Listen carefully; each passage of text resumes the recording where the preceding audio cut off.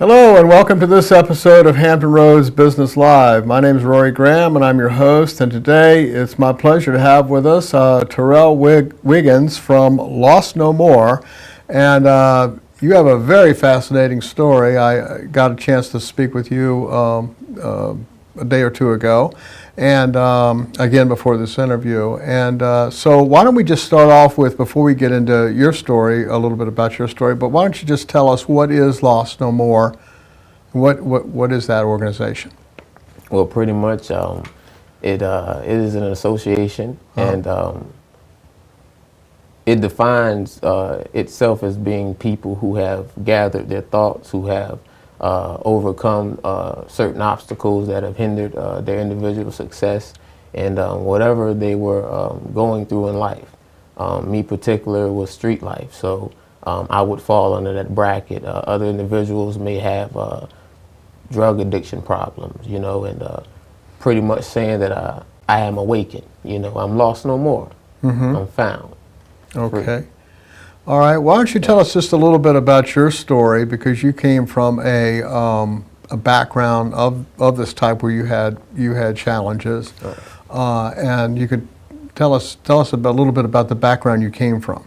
Okay. Well, pretty much I grew up without my father being present. Although I did have a stepfather, it was briefly, he passed that day when I was 10 years old. My mother was pretty much the one. Between me and my sister, I had 4 other siblings on my father's side, but I yet to have met them until I was probably about 11 or 10 years old. 9 at the youngest. But it was kind of harsh, seeing different things that my mother had to endure during me and my sister's childhood. Growing up in Plaza Apartments in Virginia Beach, it was somewhat hectic. This is when it was really rough, and that mentality that bombarded the community was pretty much obese. It was pretty much too big for that little community to even be able to consume. And what I mean by that was everyone was pretty much dealing in the same thing, whether it be gang activity, drug activity, violence. You had different things such as stick-up kids. So the list went on, but it was ongoing turmoil pretty much.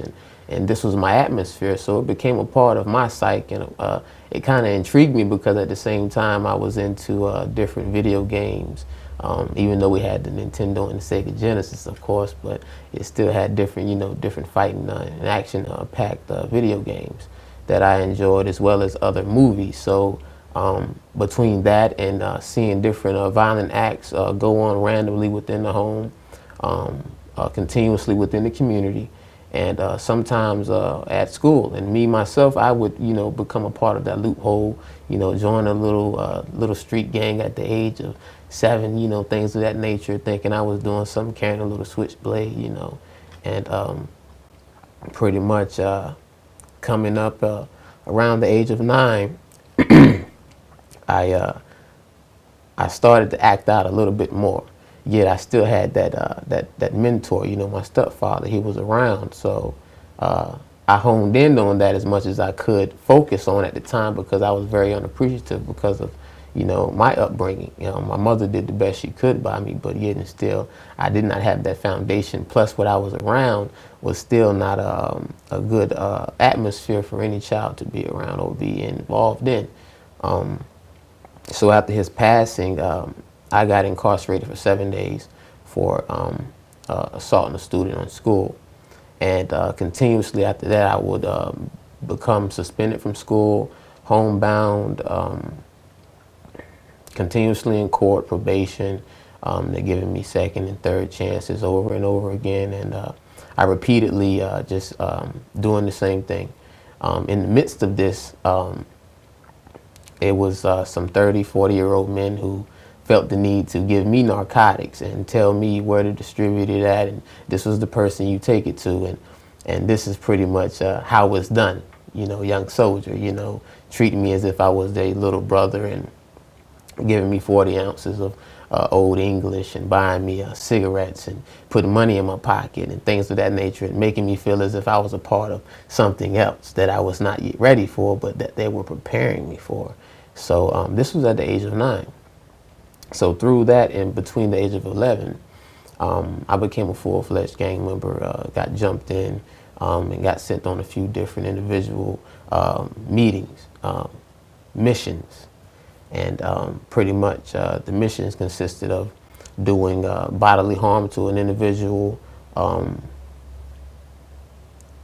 list could go on depending on whatever was happening during that time, honestly. So throughout all of that, you know, I got in my first gang shootout at the age of 12, I believe. I think it was 12. And it was very scarce. It was very hectic for me because it was my first time actually firing a firearm that, you know, had a type of, you know, capacity that could, you know, break a child's wrist. And mine swelled up after it was a 45, but it was overwhelming. Plus that, and, you know, the random gunfire that surrounded me as well in that occasion. And it gave me an insight on something different that kind of gave me an overwhelming feeling, because with the mentality that consumed me as well as other individuals, whether it was my peers or older people, it was still nonetheless the same. It was just an individual way of doing it, or an individual way of expressing themselves.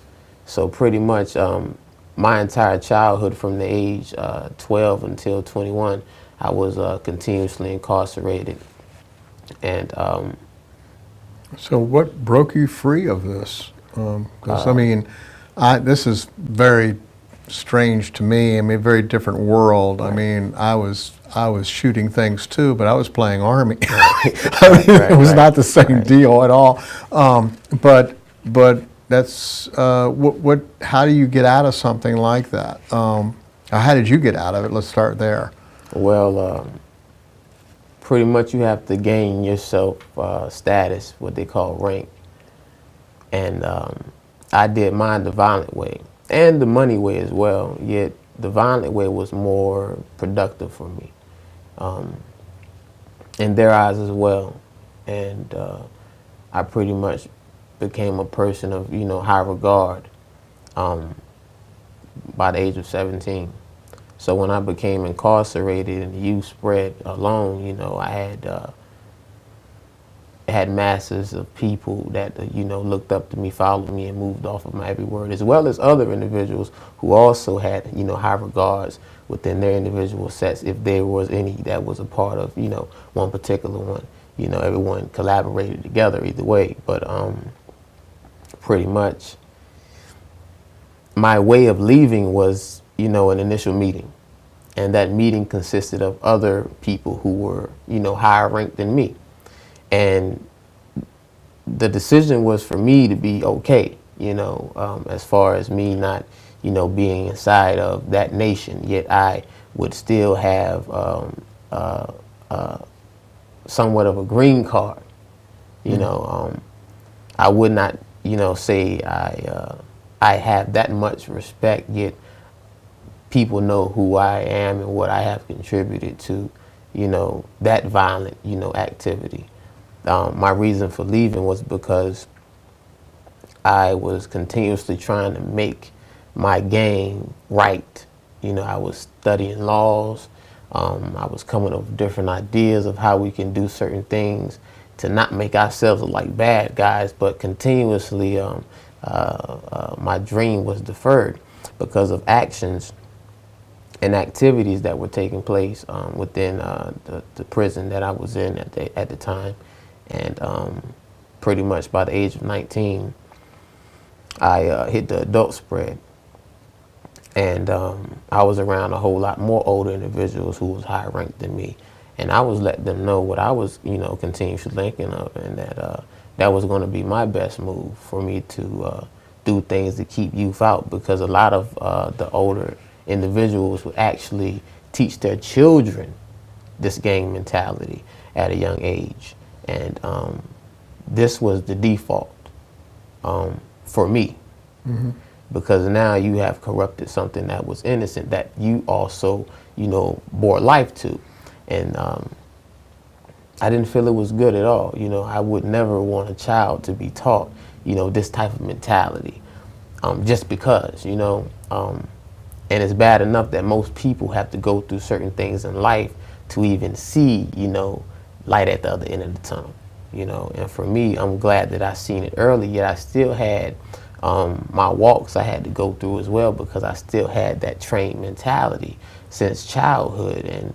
And it was something to overcome, because you had drinking, smoking, partying, the list goes on, and to develop a mentality and a discipline so strong, not referring to me, but an individual in itself, pretty much, it allows you to see your individual strengths. So do you feel that because you've been through this, that you can talk to you can talk to other gang members or other people with addiction problems, other people in less than ideal circumstances, or facing challenges, that they'll listen to you and that they respond to what you have to say or what your organization is based on doing that and working with these people to help them get out of where they are?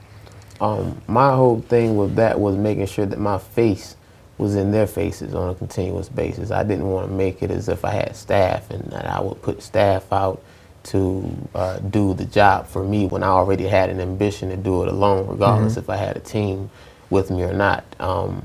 And pretty much most children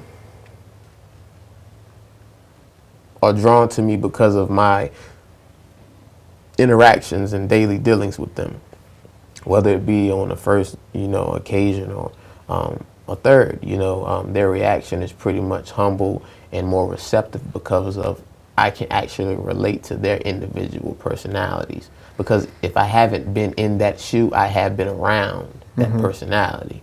And pretty much that's the great thing about it, is the communication that is relayed, because it's a relationship that has been shared. Yet their relationship is not developed, because they're actually in the beginning stages, which, I was going through. And by me seeing a remedy, to alleviate these certain individual issues that corrode and corrupt these communities, our communities, I attack mentally, and pretty much, in brief, if you give me $1 million and I'm a gangster, after I get the $1 million, I'll still be a gangster. Yet if I am taught another way of thinking before I get the $1 million, then my mentality after I get it is more developed to not only handle the money, but be more productive with it, so other people will be able to, be more productive in life, and I can be able to be a voice to them, or a lead way to another place in life, for them,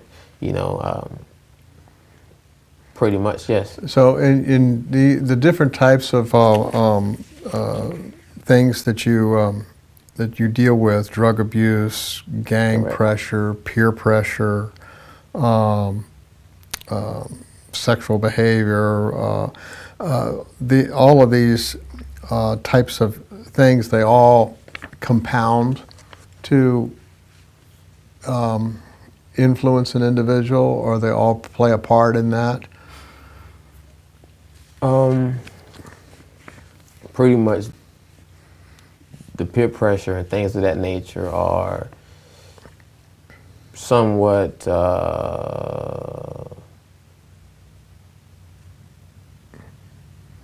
cause of, I would say it was certain dominant. things. Yeah.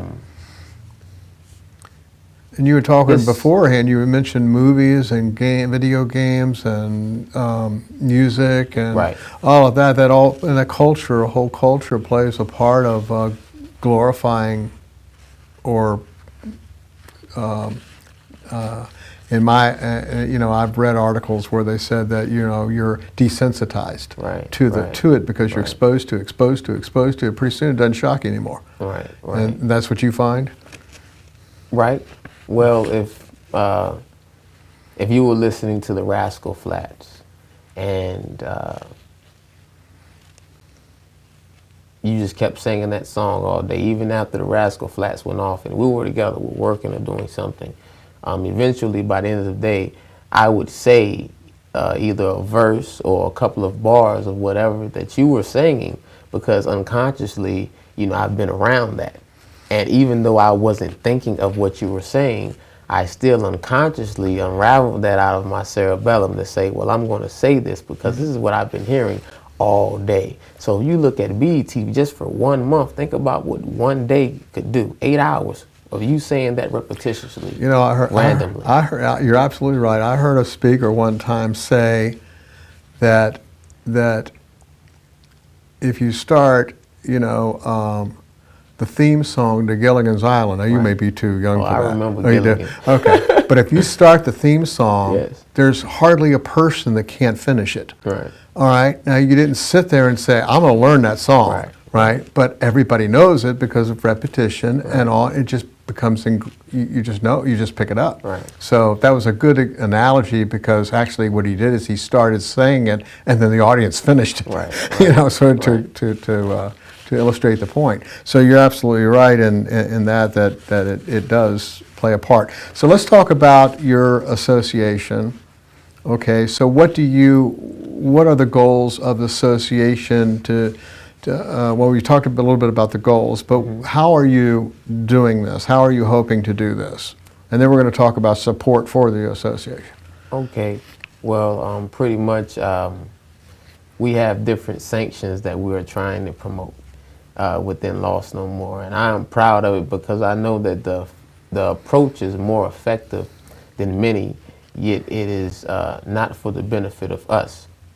We're seeking to gain employment within most and all impoverished areas, locally and abroad, which we will have to start locally. But through partnerships, we will be granted different areas and different locations abroad as well.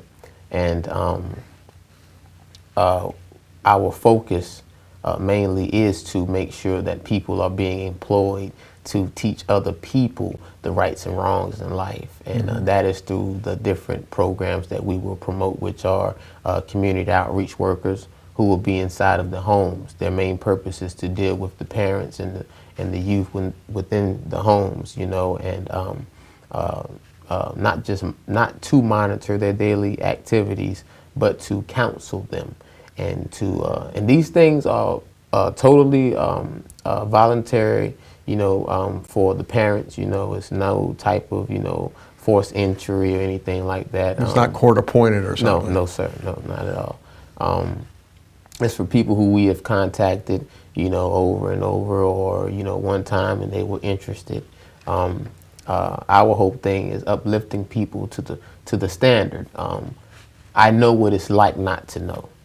And the reason why I say that is because growing up, I see a lot of things that I was not taught that I wish I could have been taught so I could be better prepared for adulthood.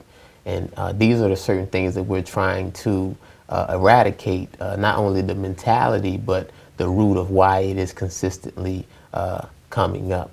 And also we have the counselors, and the counselors are pretty much going to be dealing with individuals either on the streets, in a shopping center, it doesn't matter. You know, we'll pretty much get them to bring more people into the fold. So the community outreach worker and the counselor pretty much work together. And then you have the gang interrupters. The gang interrupters is a major piece because they're pretty much going to be like the ambassadors of all impoverished areas. We're trying to get most private owners or people with duplexes or, you know, little spaces that we can pretty much be in and maintain as an office space for gang interrupters to be in. And they'll be pretty much stopping minor altercations, turning in firearms, narcotics, and mentoring youth. And it's more effective because most of the gang interrupters are either ex-gang members, ex-drug dealers, and they'll go through, you know, certain workshops and training programs and classes and seminars as well to learn on empathy and things of that nature and be more humble and less aggressive. So we have a lot of things ahead of us to be able to put this in place, yet we still need the support of many to make it possible. Is the Yes. is the law enforcement community aware of your program? Well, some. I have been in contact with a few individuals. I've also been invited to a few other different events and meetings as well. Getting still, they're pretty much on the up and up of my next event, which will be held on the 16th, and their support is pretty much granted. They'll be there. Most people want to see you in action, and before they begin to even think about being a part of something, and that's okay too. I have no problem with that. All right. So you mentioned that you wanted support or could use support, and this type of support could be individuals, it could be businesses, it could be Correct. volunteers, it could be Correct. whatever,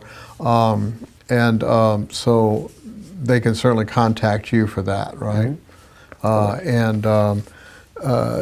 You also mentioned that you could use all kinds of support: physical support, emotional support, Right, financial correct, support. correct. What would you like if you're asking people to support you? What would you say to them is the number one reason for supporting your organization? Well, no matter what nationality, race, or creed you are in or come from, we all have a common problem, and we all must reach that common solution. And that is more than high elevation. You have to overcome all type of virtues in order to even be balanced out to that equation. You have humbleness, meekness, humility, peace, love. So as a whole, I would say that we must unify and come together for a common goal. That's the only way we're going to be able to make this work. Okay, well, great. I wish you a lot of success in Yes, that. sir.